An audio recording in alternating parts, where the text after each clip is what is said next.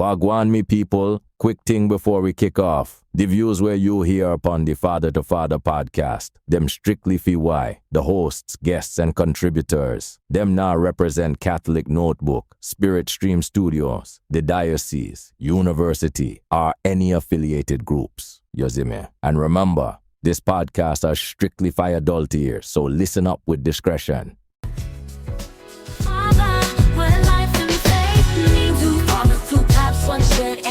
Navigating life's challenges, never the same.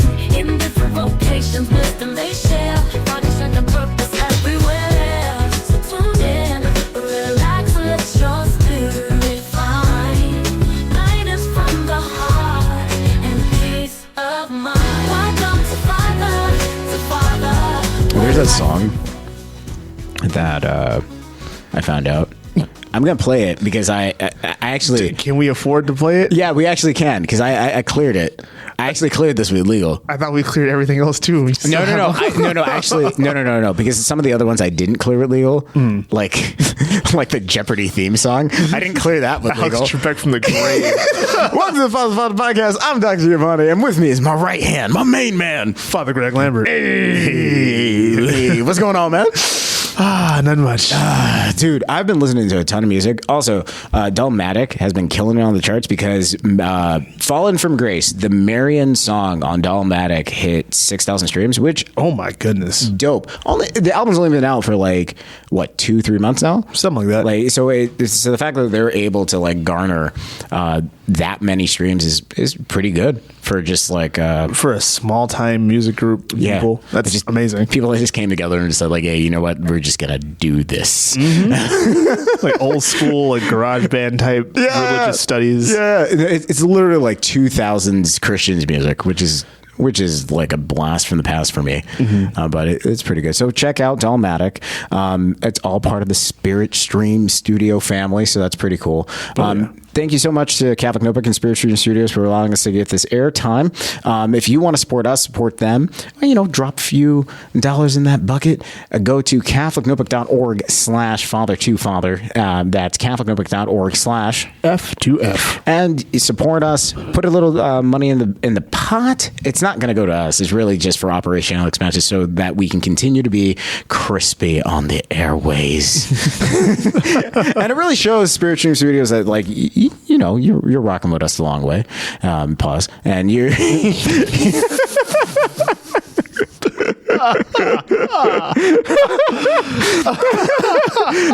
it is what it is. So, also, wherever you're listening to this, 5 stars. I'm tired of like asking politely. 5 stars. like I'm tired. I don't think you guys understand what will happen if he gets a 1 star. Like, no, I can't do it again. I refuse to do it again. Like, the guy hasn't changed it yet. He knows who he is. He hasn't changed it yet. 5 stars. If you ever, to you parents who are listening to this, if you ever given your child a first vehicle that you knew was a beater, you got it's like $2,500. Yeah. Little Toyota, little hubcap missing. Got some rust on the bumper, and that kid decided to take that, go 60 miles an hour through a neighborhood and a speed bump, and that check engine light comes on immediately. That's what it's like for him to read a 1-star review. This is I can't do it. My heart can't do it. You see, here's my thing. I got to deal with a lot of stuff every single day. And at the end of the day, this is enjoyment. This is fun. This is supposed to be like, life is great. This is also the internet. Yeah, no, I know. So you know what? If it's not for me, do it because you love Father Greg. Wow. Wow. Hey, listen. I mean, do you love me though? Yeah. Let them know. Let me see. 5 stars. Anything less, I guess they don't love you that much, Father Greg. Oh, hey, yo. So, I heard this new song. Oh. It's not that new. It's free advertising. Yeah, it really is. I cleared it with legal. We a little bit of backstory for people. When you play music on your podcast or anything, you can only play a certain amount of the music. Yes. Even then, sometimes you still got to sit in a meeting with certain groups of people and be like, I promise I won't do that again. And you got to change the song. Technically speaking, I can't say the names of the people that I had to sit in the room with, because last time I put some music in the background, and all of a sudden it was like, hey, no, you can't do that. So here I was, just with a whole bunch of corporate executives going like, where'd you get that music, boy? And I was like, that boy was a little strong, but okay. But I did clear this one illegal. They said I could play it, and I can only play a certain amount, which I'm like, I just want to play this one part. They're like, yeah, no, you can do that. And I'm like, all right, cool, say less. Okay. It slaps, dog. It slaps. It's just, it's so good. It's so good. D-I-D, Father, Son, Spirit, got the hands on me. 1, 2, 3, A, B, C. Easy as that, Jesus set me free. G-O-D, D-I-D, Father, Son, Spirit, got the. That's all I can play. That's all I can play. That's all I can play. If you want to know the song, it is called G-O-D-D-I-D. God Did It by R.U.A. Young Kim. K-H-I-M. Won't he do it? Yeah, nah, it's a good song. It's a good song. They're Korean. It's a Korean worship band. Oh, what? It's a Korean worship band. Dope. Hip hop worship band. And they're putting out music. The whole song is live. Call that C-pop. K. I know, but C for Catholic. Oh, got him. And with that, ladies and gentlemen, let's get to the segment. One has to go, just let it flow. It's not about the time when a little rhyme, you know. One has to go, just let me know. I just want to say you can either leave or stay. I'm going to give you 3 choices. Difficult choices. Candied yams. You know what? No. Gross. What's wrong with you? Gross. You just don't like sweet potatoes. I really don't. You don't like fruit either. That's also true. So, you know what? And for anybody listening, don't give Father Greg fruit. Stop it. Stop it. He had someone that gave him a beautiful fruit baskets from Edible Arrangements. Yeah. You wasted $175 giving this man an edible arrangement. Don't do that next time. First of all, thank you for the edible arrangement. Second of all, it wasn't wasted because it went to a lot of other people who like fruit. They didn't send it to a lot of other people. They sent it to you. I'm going to be able to eat all that for anyway. Tacos. Send this man tacos. Anyway, so one has to go. One has to go. I'm going to give you 3 things, and then you have to eliminate one forever. For everybody, forever. For everybody? Like everybody in the world? Everybody in the world. Forever. It's gone for everybody in the world forever. Oh, shoot. Okay. We're going to start off easy. We're going to start off easy, and it's going to ramp up really quick.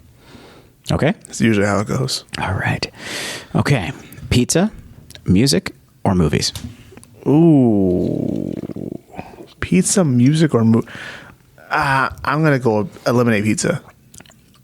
Really? Yeah. The other 2 are mediums. Like mediums of truth. I mean, you could have had like TV shows. Yeah. Now instead of like movies, everything's broken into like hour shows. Nah, I can't. I need like a movie, like an OVA. Nope, I can't. Can you imagine the whole Marvel Cinematic Universe in hour-long shows? Yes, and I think it would be more bearable than like some of the dribble that came out. I'm gonna let that go.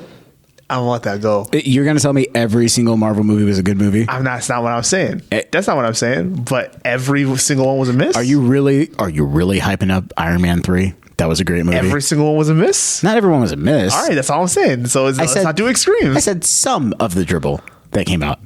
Some. All right. Because now we got to ask ourselves like, which one was dribble? Because I'm not saying Iron Man 3 was actually okay. That was a good one. That was the one with the Mandarin. That was okay. Listen, I don't watch a lot of movies, but I actually went to go see Iron Man 3 in theaters, right? Because the storyline was intriguing to me, right? They subverted the storyline as like, oh, the Mandarin was doing all this stuff, and then all of a sudden, I'm not really the Mandarin. I'm just Russell Brand doing the things, pretending to be someone I'm not. And that's it. Like, dude, you wasted all that buildup for like a bad payoff. I mean, the bad guy actually explained himself too. He's like, oh, we don't have to be we can be more subtle about things like that. We don't really have to go ahead and do the whole big bad thing.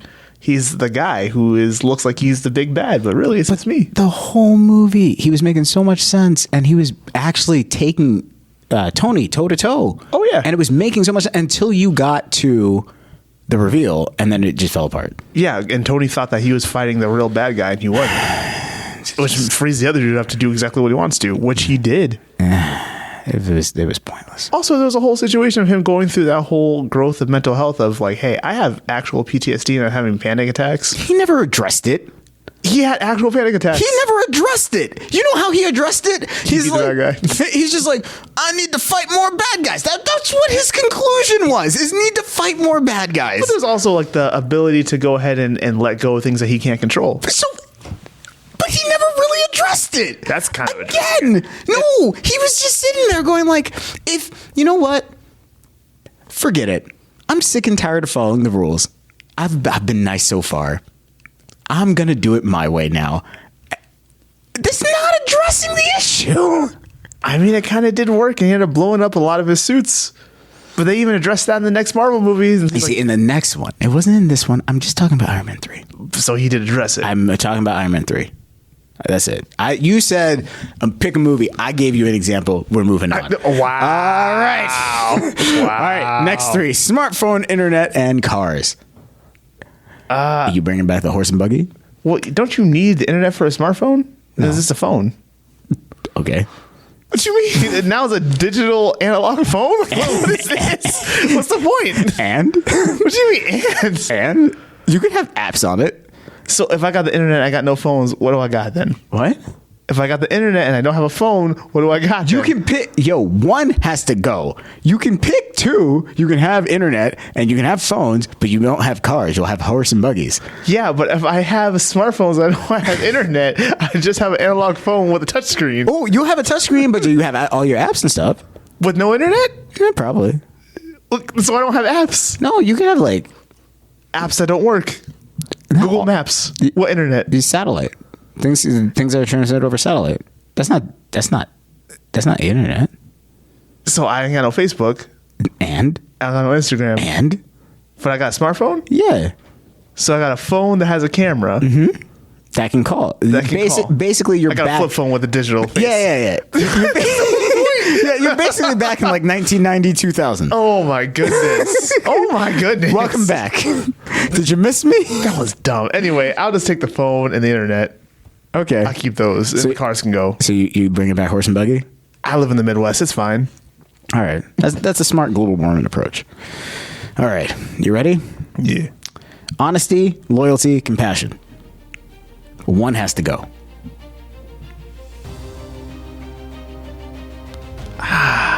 You see the music has intensified in the background. Honesty, loyalty, and compassion. One has to go for the entirety of mankind. Yo. I told you it was going to ramp up. Honesty, loyalty, and compassion. 3, 2. Compassion and no, loyalty's gone. Loyalty's gone. Loyalty's.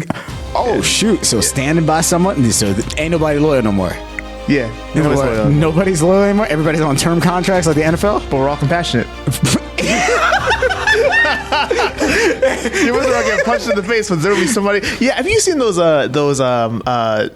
smacking competitions when someone smacks you in the face and the dude gets smacked so hard you pass out? Yeah, it's like society is now going to smack you in the face with honesty, but there's going to be two people behind you to make sure that when you fall, you don't hit your head. And like lay you down gently. Have you seen them? Like they get the dudes falling, it's kind of like, and they kind of catch him. It's like let him down slow, and they just kind of let him down the floor and let him feel what he just felt, and eventually he'll come to. Like that's it. That's not. You know what? We can get if it was up to me, we get rid of compassion. We keep loyalty and honesty. We'll be good. No one's surprised. We'll be good. We'll be good. Yo, okay. Water, sunlight, or oxygen? You need all of those things. You got to pick one. Water, sunlight, or oxygen? Wait, so if there's no sunlight, is it just nighttime all the time? What? Is it just nighttime all the time? Yeah, it's like Alaska. Oh man. Water, sunlight, or Well, oxygen. I guess just no sunlight then, because you need oxygen. Everybody dies without oxygen. Okay. And you get water. All right.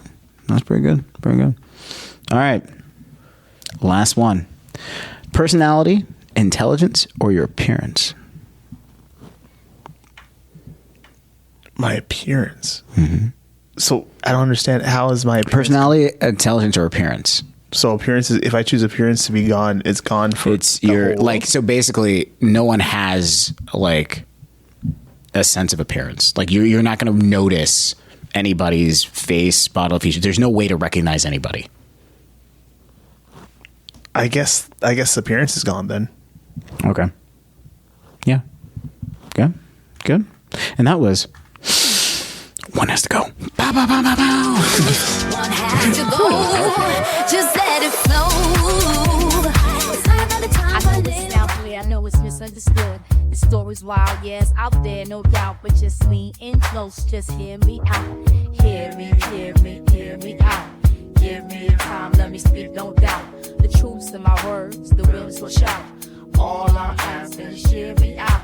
It's not.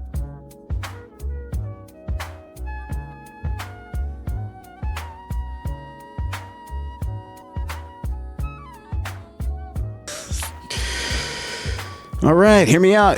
Yeah, this segment is becoming one of our more popular segments. People like it. People like it. Yeah. Ooh. This might be the first time I actually know which story's coming up. I don't think you do. I hope not. Maybe. I don't know. But anyways, hear me out. You know the rating, it goes from 1 to 5 stars. 5 stars, you're in the clear. And it's like, yo, good job. You did everything you could within your power. 1 star, Father Greg has confessions on Thursdays. And also, you are the issue. I'm just going to say it. You are the issue. Yeah, I didn't say that. He said that. I said that. You are the issue. Let's work on ourselves as we better ourselves to be better for Christ. Let's can we say that? You'll get an angry letter one day. You gotta work on yourself. I do every single day of my life. Telling me I can't have 3 husbands. who died and made you God? I just know how to read. All right, but hear me out. Is it really bad to fall in love? Hi. No, but I Hi, my name is Charlotte. I'm 23 years old. And I really want to know, is it bad to fall in love? Everyone's acting like I'm insane, but I don't see it that way. There's this man, let's call him Michael. He's an older man. Yeah. Not too old, though. Like in his 40s. He's kind, thoughtful, honest, most amazing person I've ever met. When we first met, I was going through a really rough time, and he just got me. He didn't just listen, he really saw me. I felt like God put him in my life for a reason. At first, I thought, wow, he's such a great person. But it didn't take long to realize I was falling for him, like deeply. And I wanted him to know how much he meant to me. So I started small, writing him letters, leaving him little sweet notes with Bible verses about love and gratitude. I even baked cookies and left them at his door because I just wanted to brighten up his day. And this is where some people are saying that I crossed the line, but I did it out of love. One day, I let every time. One day, I let myself into his house. Oh, I whoop whoop. This is under the police. Like, it wasn't breaking and entering because the door was unlocked. Yo, that's not how that works. I just wanted to feel close to him, so I lied in his bed and closed my eyes and prayed. Oh my gosh, it puts the lotion on its skin. That's terrifying. What? She lied in your bed. Did you make your bed? That's why you always make your bed. It's just in case someone walks into your room. That's what you'll bed. Caribbean. Yo, the generational trauma. Like, oh my gosh. Oh no. I'm sorry. I'm sorry. I wanted to feel close to him, so I lied in bed. I lied in his bed, closed my eyes, and prayed. It wasn't weird. It felt beautiful, like we were spiritually connected. I'm sorry. I found one of his shirts and pants, and technically his uniform. I thought it was cute if I made them into a dress. Like I wanted to show him how creative and loving I could be. I left a note with scraps so he would know it was me. I thought it was adorable. Oh. Fast forward to the last week when I decided it was time to take things to the next level. There's another level? We could kick it up a notch. Take it to Flavor Town. Bam. I'm like, oh, what? I bought a wedding dress, simple but classy, and went to his house to try it on. I wanted him to see I was ready for the life we knew we were meant to share. Michael walked in, and I was there. He wasn't alone. He had another man with him, someone who looked official. They both froze. Turns out, Michael is a priest. A Catholic priest. And the man with him, the vicar general. Oh. Apparently, they were there to talk about the letters I'd been writing him because Michael thought they were concerning. And I mean, really? How is expressing your love concerning? They sat me down, and the vicar general started apologizing to Michael, saying that they'd move him to another parish to get away from me. That's when I spoke up.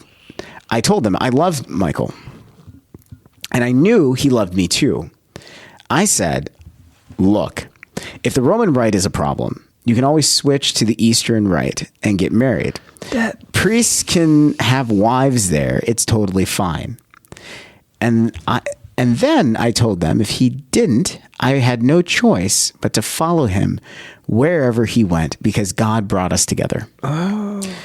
Michael just sighed and asked me to leave. A week later, I was served with court papers. They were a restraining order filed against me. But hear me out. Is it really bad to fall in love? Everything I did was out of love and devotion. I'm not a crazy stalker. I just want to feel seen. We will need the recap. All right. Well, Charlotte, 23. She met this guy, which, you know, I like the fact that she didn't mention he's a priest, but then like was like, oh, surprise, he's a priest. But then at the end, it was like, lets me know that you know exactly he was a priest. You knew exactly that he was a priest. You thought that he just had because you said uniform. Yeah, he said uniform. So you know that he always wears that, right? Yeah. It's like, so he just happens to just be wearing that. You've never seen him at mass. You never showed up to mass because you follow him everywhere. Oh no, it's just a uniform. Fascinating. But we won't get there. So she met Father Michael.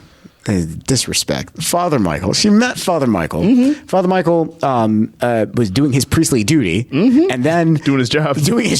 How his pastoral reflection with her. Right. And was helping her through a difficult time. He said, okay, go forth and prosper, bear good fruit, have fun. And she's just like, he's the most amazing man in the world. Fell in love with him. Started baking him cookies, started writing him letters, everything like that. Then she broke into his house, slept into his bed, then started to tear up his clerical shirt. Which, mind you... And pants. Clerical shirt and pants. That's mad expensive. Because we wear dress pants, and on top of that, clerical shirts are not... They're like Gucci shirts. Yeah. These are at least $55 a pop. Even the off-brand shirt still costs $75. And that's exactly what I want. because I'm not trying to spend that much money, but still, like, yo, I would be upset if I found out that shirt and pants. I'm a guy. I don't wear that many pairs of pants. How mad would you be if she actually cut up the name brand, the $125 name brand clerical shirt, instead of the off-brand 75 or even the off-brand 65? You would be getting court orders. You would be getting papers. Not only do you have a restraining order, I also order you to pay me my money that you cut up my clothing after you broke into my house. Yeah, but she's leaving you love letters and like pastries. I'll take the cookies, but everything else can go. You don't know what she did to those cookies. I really don't know. And then, after that, it seems like Father Michael went to his Vicar General and said, like, hey, this is happening. Vicar General, it sounds like Vicar General didn't believe him. He kind of like brushed it off. And then he's like, come to my house. And it was just like an act of God that she happened to be there. And she's like, I got to ratchet this up. I got to take it to the next level. And she got a wedding dress and was in the house waiting for him to come home while she was in the wedding dress. Is it bad of me to think that wedding dress probably really did look bomb? Because she's creative enough to cut up things and like make them into clothing, right? Yeah, make them into clothing. She probably has good style. She probably does. She probably does. Especially since like the clerical shirt isn't something that lends itself to like multiple different things. So you have to be very intentional on where you're cutting and how you're cutting. Mm-hmm. So she did that. And then they said, hey, my bad, Father Michael.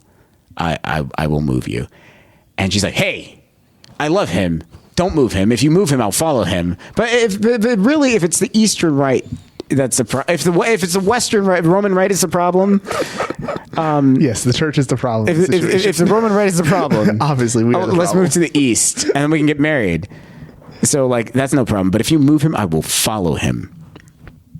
And then at the end, she's like, "Is it really bad? Because I want to be seen."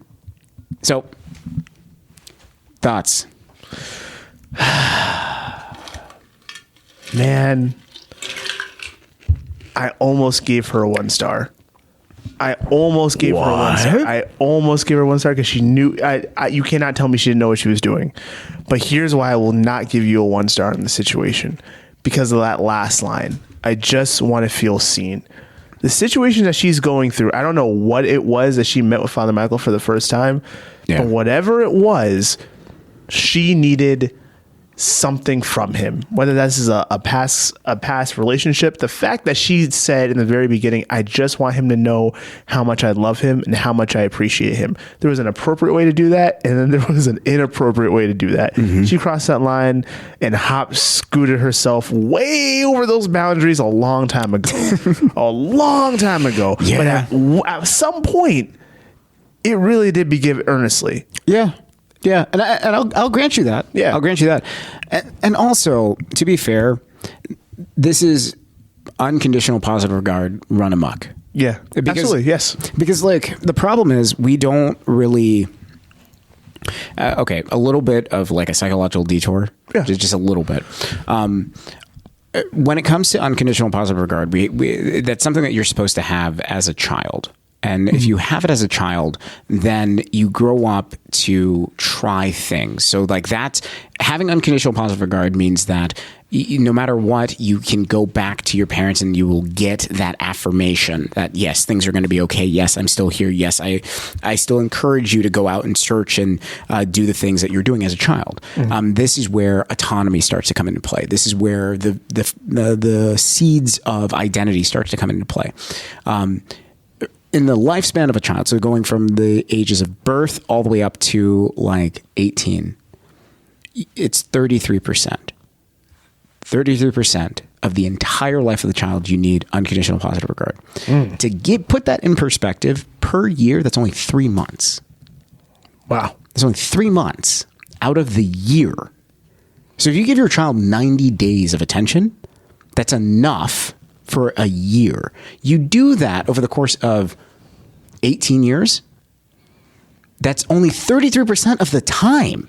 Man. That's only 33% of the time. And that's enough for them to grow up to be functional. It don't feel like that when they're like banging on the door while you're on the toilet. Yeah. They're like, Ma! Ma! Just crying. I'm like, what? What is the problem? I want to watch TV next to you. Or if you're Sophia, just kicks the door in and then just like comes SWAT. and then like sits in front of you. You're like, hey, yo, is like, I'm here. This is my space now. But in that time, so it's literally only 32%. That's a third of the time. That's it.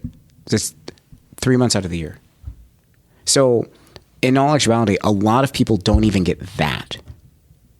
And so they don't have a lot of these different things. So they don't grow up with that baseline function. So when they experience unconditional positive regard for the first time, whether it's through dealing with someone like a priest or a counselor or someone whose profession directly, and typically it's just priesthood and mental health, because in those two professions, I have to be reflective. You have to be reflective. You are giving of yourself in that way.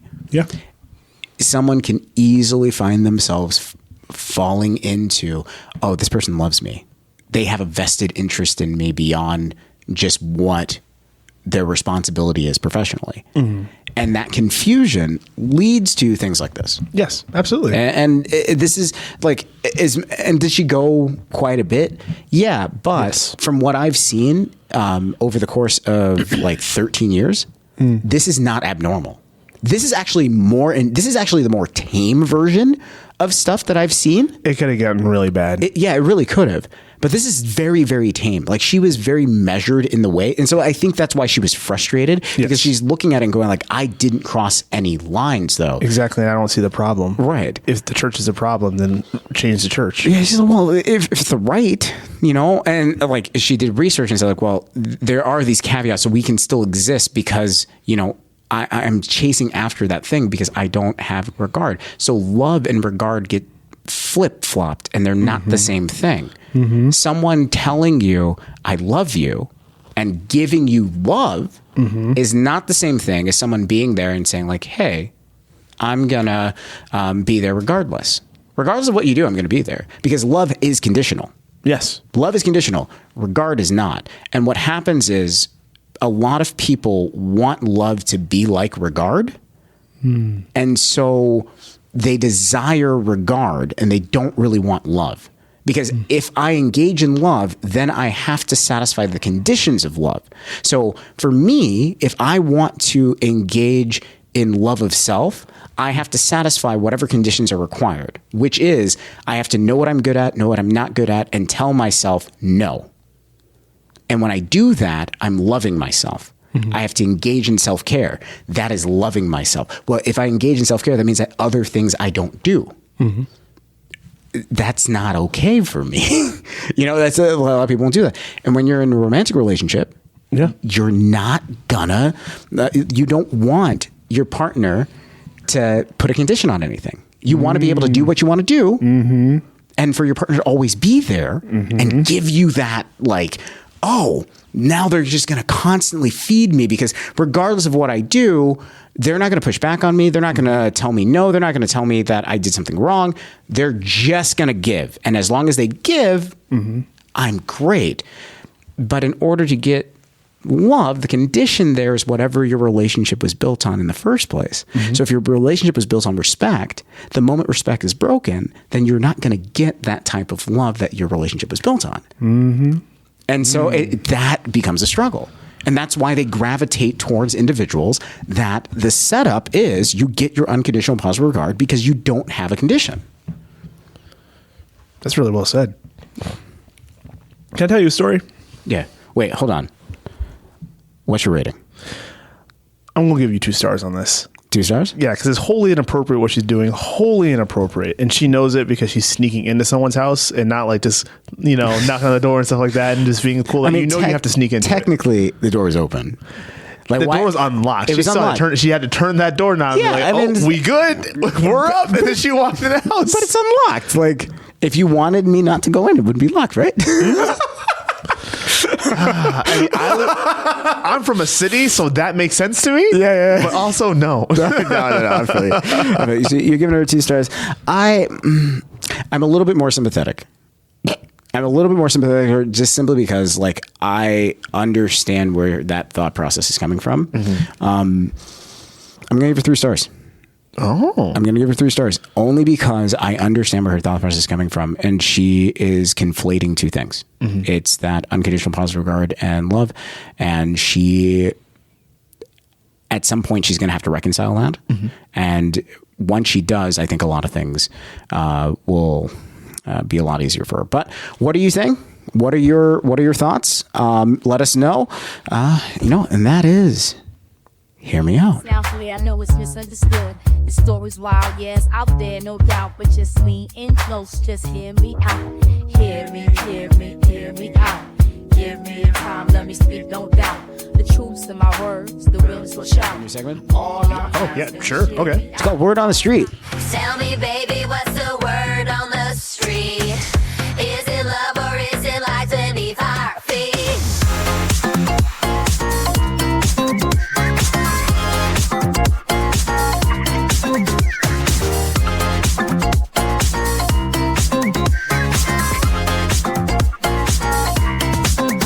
Hey, tell me, baby, what's the word on the street? Is it love or is it lies beneath our feet? I'm holding on, but the world feels incomplete. All right, it's time for Word on the Street. But this time, there's a little bit of a twist. It's hot takes.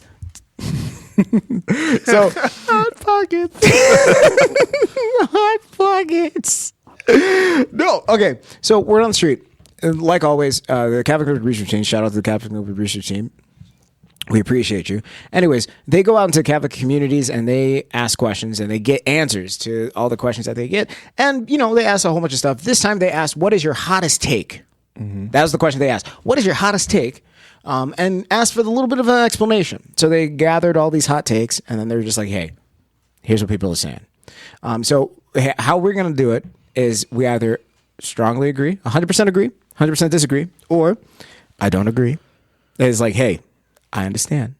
I don't condone. I don't condone, but I understand. 100% agree, 100% disagree. I don't condone, but I understand. All right? That's the metric. You got it? I guess. All right. First one. Old priests and bishops should disclose their finances, where their sponsors like NASCAR, so we know who's lobbying for bad policies. The explanation for this is transparency breeds trust. If diocese leaders have private investments tied to decisions, parishioners should know. Accountability starts at the top. Absolutely. 100% agree. Yeah. 100% agree. Yeah. No, I agree too. Like, I think there's a lot of like quiet money in the church. Oh, yeah. No, for sure. And so, And some of that choir money, let me be incredibly clear, is some of that's going to be a parishioner who wants to give money for a certain, club, ministry, building fund, what have you, and they don't want to be acknowledged as a person who gave that money, whether it is because it's a humility thing, or sometimes it's because we don't want people to know how much money we have, and then for these people to keep knocking on our door when they need something. right. Yeah, for sure. And I think personally though, like there's a canon law that governs a priest shouldn't profit from like their own business or profit from other people from businesses or something like that. Exactly. I don't know exactly how it's written, but it's written in that vein. The issue I have though is it's applied very arbitrarily, and it's like, well, if you're gonna have that as a canon law or a standard, then that should be applied the same across the board, regardless of if you're a bishop or not a bishop or you've been doing this or whatever. So like, if you are, if you're sitting there going like, hey, a priest shouldn't have a business, for example. Yeah. Right. Because there's a lot of people who assume like, oh yeah, you've done things for. I know you've written some things for Catholic Notebook. I know you've like done the Lego series for Catholic Notebook and things like that. If you want to check out the Lego series, shameless plug, go to YouTube, Catholic Notebook on YouTube, and you'll see Father Greg as the Lego. That's kind of pretty cool. Oh, it is. It's super fun. But like, I know you've done that type of stuff. I've done a couple of things for Catholic Notebook that's actually going to come out soon. I have a new series coming out on Catholic Notebook. Oh, shoot. Yeah. It's called It's Not That Complicated, where we talk about relationships and stuff and we try to break it down. So it's kind of cool. Oh, okay. So, like, we do that, And like, I know you volunteer a lot of your time, but people just assume like, oh yeah, you're making tons of money. Like, oh yeah, you own, like, if people have said like, oh, you own Catholic Notebook, and it's like, Yeah. Like, I've no. gotten that before. I'm like, I 0%, ladies and gentlemen. Also, I don't get paid from Catholic Notebook. yeah.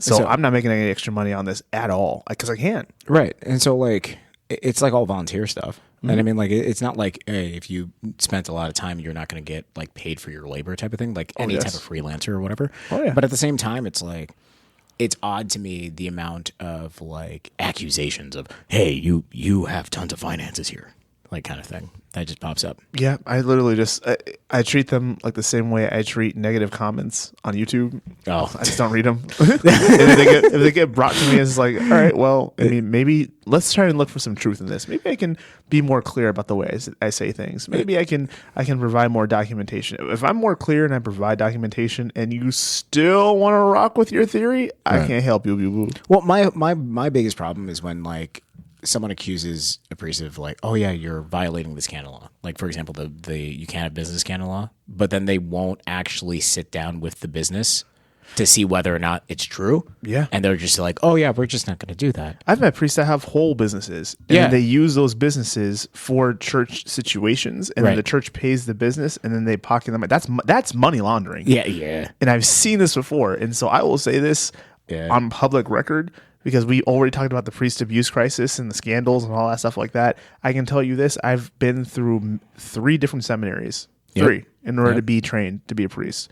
I've never met an individual when I looked at them and said, yeah, that person's definitely going to abuse a child in the future. Right. Because if they were, we would have a situation. I would have a physical altercation with this individual. Oh yeah. But I have met multiple people who I know. I have met multiple people that I could call out on a list that I know for a fact either have laundered money, know exactly how to launder money because they've been trained and groomed by other priests who know how to launder money. And also, I've met individuals who not only know how to launder money, but those priests have said, "Yeah, this is what priests of the old generation do. Like this is how we take care of ourselves." Yeah. And Because I've just kind of sat with that. Is Because no one's going to believe me. So I just kind of sit there like, you know what? This is happening. This is going to be a problem. And this is going to be the next big bubble that one day is going to burst in the church. Yep. That there's been a ton of pastors who have been stealing money for years. I'm just gonna put this out there. If your diocese is constantly asking you to make up for the shortfall of whatever, you know, hey, we keep losing $7 million or $10 million or whatever, Or $15 million. or $15 million Consistently every year for the past 30 years. even though the number of priests you have keep going down. we have a shortage of priests. What are we still paying for? Like that math ain't mathin'. I mean, maybe you should start asking questions. I'm just saying. So you know what? This hot take maybe not be that much of a hot take. Yeah. You know, it is a good thing. All right. Let's see. Next hot take. Confession would be more popular if priests would stop making it feel like a performance review. Turn down the judgment filter. The explanation is like some people have a fear of being judged. It keeps people away from confession. If priests focus on mercy and healing instead of spiritually scolding, more souls would return. I don't know about that one. Like I'm 50-50 on that one, so I'm gonna say like, yeah, I don't condone, I understand type of thing. Yeah. Just simply because like I really feel like it's what the person going to confession really puts into it. Now, this is not to say there ain't those priests that out there that come after you. But I think by and large, like a lot of priests, especially like the younger guys, really love it when you go to confession.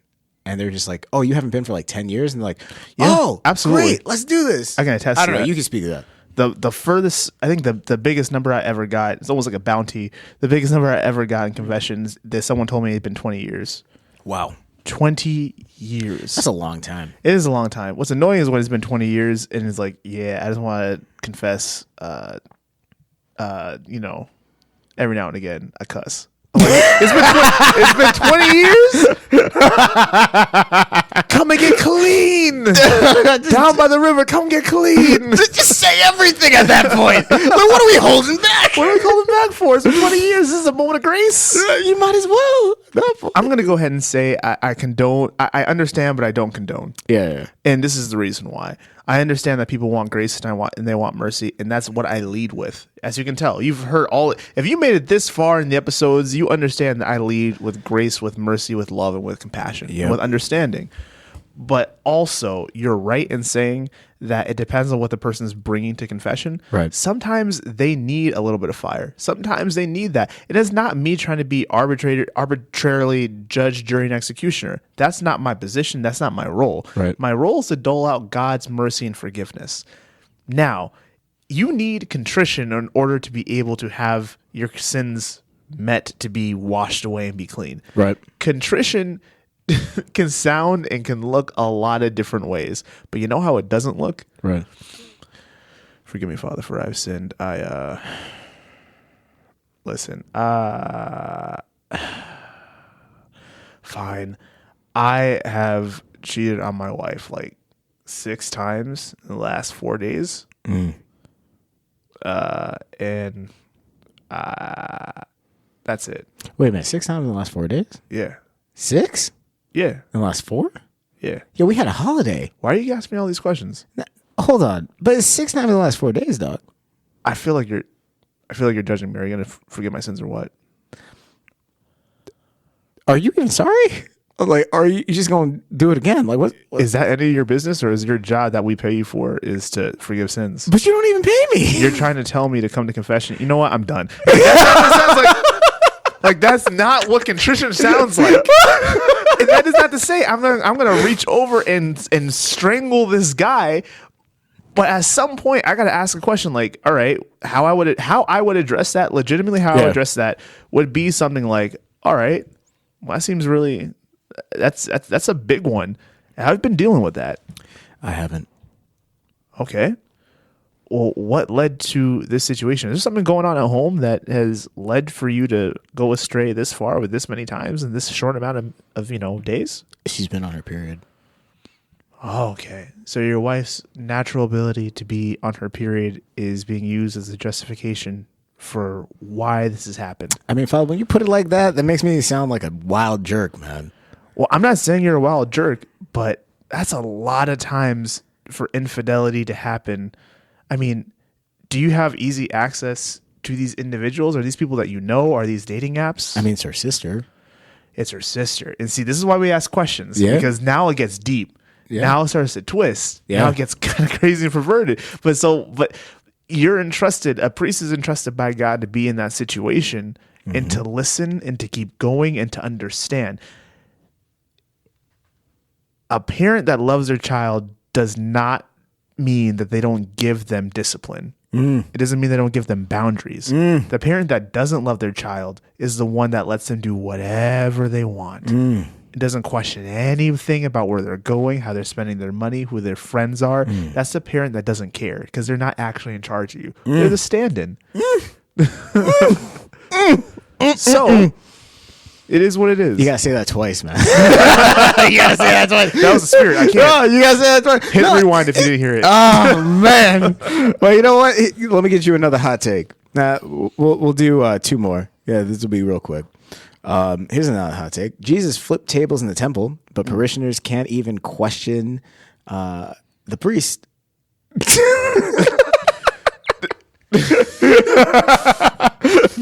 Priest got to get better at answering questions.